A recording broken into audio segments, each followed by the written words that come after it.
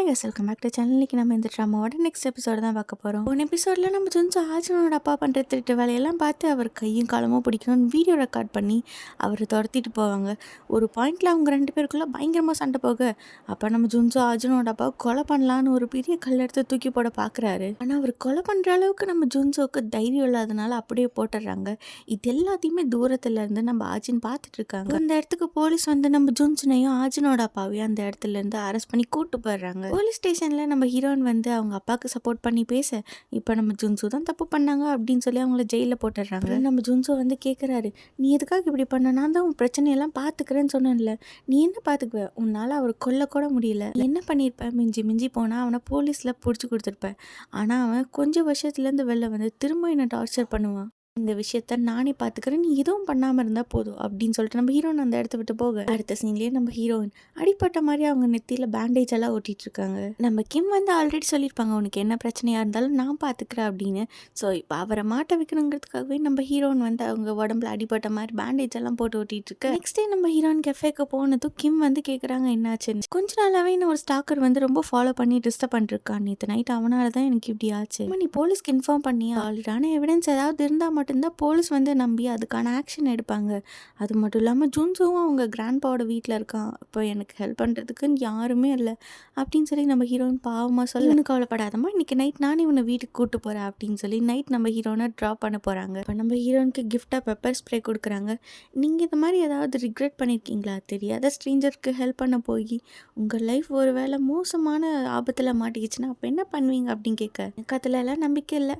மற்றவங்களுக்கு ஹெல்ப் பண்ணுறதுனா எனக்கு ரொம்ப பிடிக்கும். அது மட்டும் இல்லாமல் நீ எல்லாம் என்னோட ஃபேமிலி மாதிரி, உனக்கு ஒன்றுன்னா நான் எப்படி பார்த்துட்டு சும்மா இருப்பேன் அப்படின்னு கிம் பாசிட்டிவாக பேச, ஹீரோனோட சைக்கோ அவங்களோட வலையில் சிக்க வைக்கிறதுக்காக தான் இவ்வளோ ஒரு இன்னசென்ட் ஃபேஸை வச்சு அவங்க பிளான் போடுறாங்க. தெரியாமல் அவங்க நல்ல பொண்ணுன்னு நினச்சி நம்ம கிம் அவங்களோட வந்துட்டுருக்காங்க. இந்த இடத்துல ஸ்டே பண்ணுற, இது உனக்கு சேஃபே கிடையாது. நம்ம கஃபே பக்கத்தில் உனக்கு ஒரு நல்ல அப்பார்ட்மெண்ட் பார்த்துறேன், ரெண்ட் கொஞ்சம் அதிகமாக தான் இருக்கும், பட் ஆனால் உன்னோட சேஃப்டி தான் இம்பார்ட்டன்ட் சொல்ல நம்ம ஹீரோன்னு இருந்துட்டு, நான் இங்கேயே ஆல்ரெடி கம்ஃபர்டபுளாக தான் இருக்கேன் அப்படின்னு சிரிச்சுட்டு போக, அப்புறம் அவங்க டோர் கிட்ட போனதான் அங்கே ஏதோ ஒரு பாக்ஸ் இருக்குது.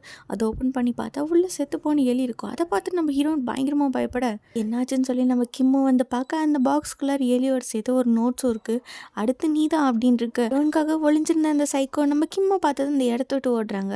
அவங்கள ஃபாலோ பண்ணிட்டு நம்ம கிம்மு கிம்மா அந்த இடத்த விட்டு போனதும் நம்ம ஆஜென்ட் இருந்துட்டு இந்த எலியெல்லாம் ஒரு மேட்ரே இல்லைங்கிற மாதிரி அதை அப்படியே தூக்கி போட்டு அவங்க ரெண்டு பேர்த்தையும் மேலேருந்து வாட்ச் பண்ணிட்டு இருக்காங்க. அவனை பிடிக்க முடியல, அவன் தப்பிச்சு ஓடிட்டான்.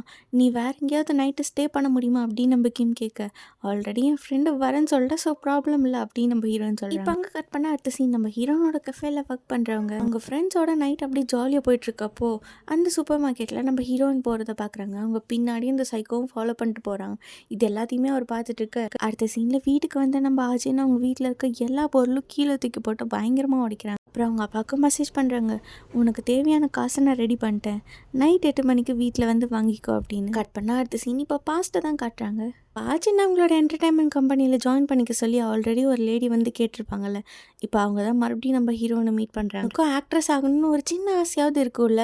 இன்கேஸ் நீ உன் மைண்டை மாற்றினா தயவு செஞ்சு வேறு எந்த கம்பெனிக்கும் போகாது, என்னோட கம்பெனிக்கே வா, நான் மற்ற கம்பெனியை விட உனக்கு பெட்டரான ஆஃபர்ஸ் எல்லாம் தரேன் அப்படின்னு சொல்லி. சம்டைம்ஸில் என்னோடய ஃபேமிலியில் கொஞ்சம் ப்ராப்ளம்ஸாக போயிட்டுருக்கு, அதெல்லாம் முடிச்சதுக்கப்புறம் நான் யோசிக்கிறேன் அப்படின்னு சொல்ல, உனக்கு என்ன ப்ராப்ளம்னாலும் என்ன காண்டாக்ட் பண்ண, நான் உனக்கு ஹெல்ப் பண்ணுறேன் அப்படின்னு அந்த லேடி சொல்கிறாங்க. போனதுக்கப்புறம் நம்ம கிம் சொல்கிறாங்க, மற்ற ஆக்ட்ரஸ் மாதிரி நீயும் ஃப்யூச்சரில் பெரிய ஆளாக வளர்ந்ததுக்கப்புறம் ஆட்டோகிராஃப் வாங்குறதுக்கு நாங்களாம் க்யூவில் தான் நிற்கணும் போல், ஆனால் எனக்கு அந்த மாதிரி ஐடியாலாம் இல்லை அப்படின்னு நம்ம ஆஜின்னு சொல்ல, தன்னோட கேர்ள் ஃப்ரெண்ட் பெரிய ஆக்ட்ரஸ் ஆனாங்கன்னா நம்ம பாஸ்க்கு ஹாப்பியாக தானே இருக்கும், நாங்கள் டேட்டெல்லாம் எதுவும் பண்ணலப்பா அப்படின்னு நம்ம ஆஜின்னு சொல்ல, மறுபடியும் அந்த ஸ்டாக்கர் உன்னை டிஸ்டர்ப் பண்ணானா, இல்லை நான் என் ஃப்ரெண்டு வீட்டில் ஸ்டே பண்ணிட்டேன், ஆனால் நீ காலைல போய் பார்த்தா என்னோட வீடு உடஞ்சிருக்கு, உள்ளே இருக்க திங்ஸ் எல்லாம் செதறி இருக்கு, அவன் மேபி வந்துட்டு போயிருக்கலாம் அப்படின்னு சொல்லி, நீ ஜுன்சோ கிட்ட சொன்னியா, அவன் தான் இன்னும் ஊருக்கே வரலையே, அவனை சொல்லி ஏன் கஷ்டப்படுத்தாட்டின்னு நான் சொல்லலை. இப்போ அந்த கடையில் வேலை செய்கிற அந்த பையன் சொல்கிறான், நேற்று நான் சூப்பர் மார்க்கெட் போயிருந்தப்போ ஆஜின் அந்த ஸ்டாக்கர் ஃபாலோ பண்ணுறத பார்த்தேன், அவள் கடைக்கு போனப்போ பின்னாடி அவன் ஃபாலோ பண்ணிட்டு போனான், அதோட அவங்க ரெண்டு பேரும் அப்படின்னு சொல்லி அவன் ஏதோ சொல்ல வர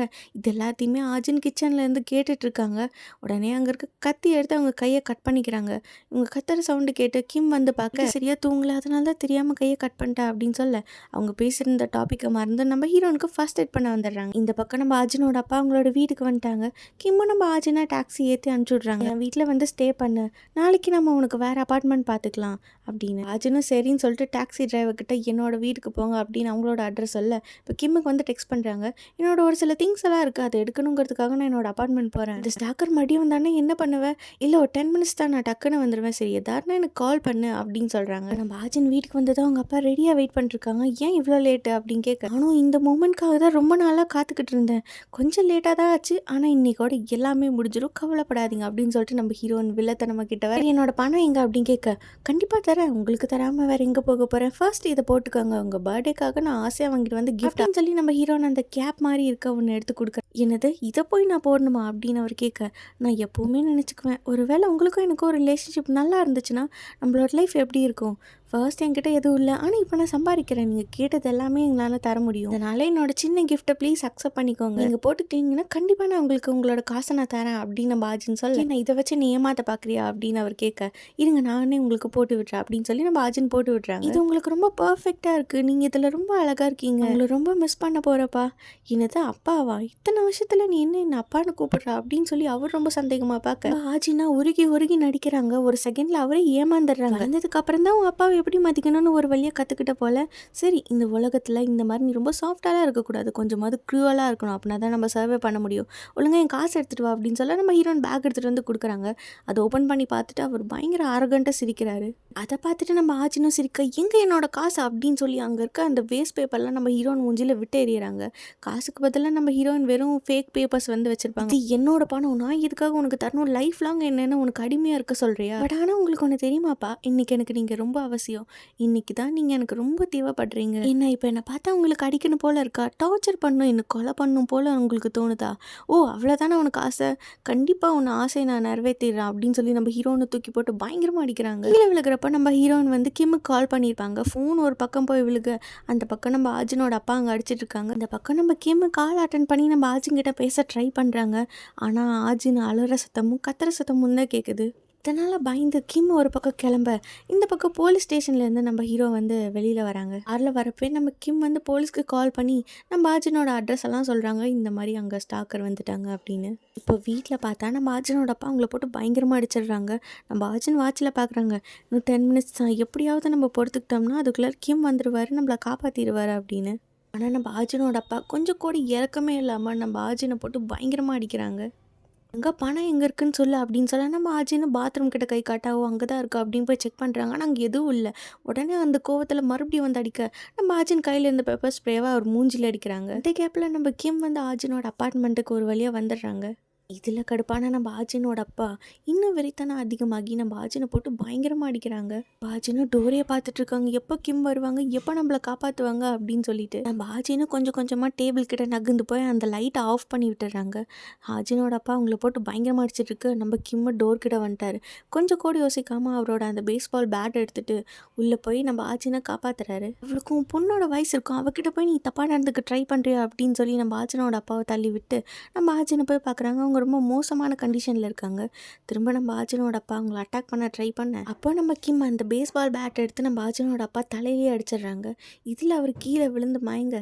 அடுத்த சீன்லேயே நம்ம கிம் ஆச்சினோட அப்பார்ட்மெண்ட்லேருந்து வேகமாக ஓடி போகிறாங்க. இந்த பக்கம் பார்த்தா நம்ம ஆச்சின் அதே பேஸ்பால் பேட்டை வச்சு அவங்க அப்பாவை பயங்கரமாக அடிச்சிட்ருக்காங்க. அப்படின்னு நம்ம ஆஜின் சைக்கோ மாதிரி அடிக்க இதில் கீழே வந்து அவங்க அப்பா தலையில் அடிபட்டு பிளட்டு வந்து அப்படியே அவங்க மயங்கி போக நம்ம கிம் அவங்க அப்பார்ட்மெண்ட் விட்டு வேகமாக ஓடி வராங்க. இதை நம்ம ஹீரோவும் பார்க்குறாங்க. வெளியில் வந்தது நம்ம ஆஜின் வந்து ஆம்புலன்ஸ் கால் பண்ணுறாங்க, எங்கள் அப்பாவுக்கு ரொம்ப அடிபட்டுச்சு, ப்ளீஸ் என்னோட அப்பார்ட்மெண்ட்டுக்கு வாங்க அப்படின்னு. நம்ம ஆஜின் அவங்களோட அப்பார்ட்மெண்ட் அட்ரஸ் எல்லாம் சொல்லி என் அப்பாவுக்கு ரொம்ப பிளட் லாஸ் ஆகுது, ப்ளீஸ் ஹெல்ப் பண்ணுங்க அப்படின்னு அழுதுகிட்டே ஆம்புலன்ஸ்க்கு கால் பண்ணி பேச அப்படியே கேமரா அவங்க மூஞ்சிக்கிட்டு திருப்பினா நம்ம ஆஜின் ரொம்ப சந்தோஷமாக பேசிகிட்டு இருக்காங்க. ஆனால் அவங்க வாய்ஸில் மட்டும் அழுகிற மாதிரி அப்படியே ஆக்டிங்கை போட இதோட நம்ம பிரச்சனையெல்லாம் முடிஞ்சிச்சுடா அப்படின்னு அந்த மலையில் நம்ம ஹீரோயின் சிரிக்க இல்லையே நம்ம ஆஜினோட சைக்கோத்தானத்தோட லெவல் எவ்வளோன்னு காட்டுறாங்க. இதோட இந்த எபிசோட் முடியுது.